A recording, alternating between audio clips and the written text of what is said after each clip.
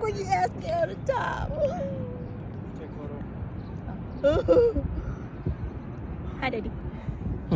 Oh god. Còn thì cứ cười nhe răng mẹ ấy. Bên ý, bên ý. Oh my goodness. Người ta đi lên đông chưa? Sợ quá, sợ quá. Sợ quá. Sợ quá, anh chính là sợ quá.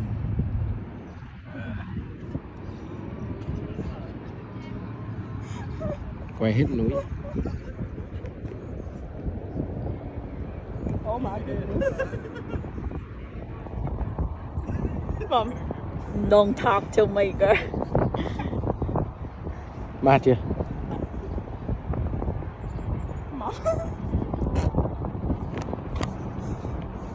Why are you so scared?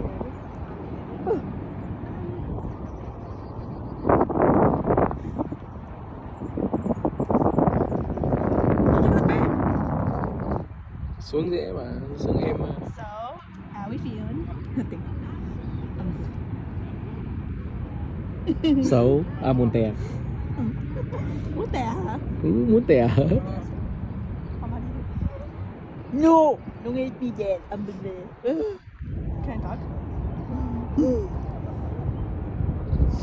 Không có. Oh my god. Đưa chân. Oh, sợ quá, so scared. Rồi, nó sợ quá. Chuyên, đánh giấm. No. No. Are you crazy? I'm scared.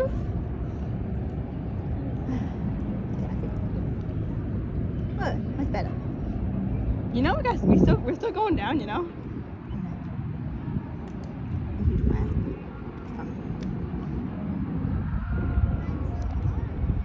So now how we feeling? Good. Ah, look at the river. Lần nào mình ngồi mẹ sang cái chỗ này. Chân anh nhá, bên này cứ ngồi này. Thấy, cái ngồi chẳng hạn mà. What? Ngồi chẳng hạn. Ta ngồi túm như thế này, đi ngồi chẳng hạn. Đi khoe cho nó mát. What? Oh my god. Oh my god. So, Hả? hi, I'm scared. I'm so scared. Xuống nó mát lên lên. Vậy. Xuống dễ hơn. Okay, I'm stop recording. Cho phòng.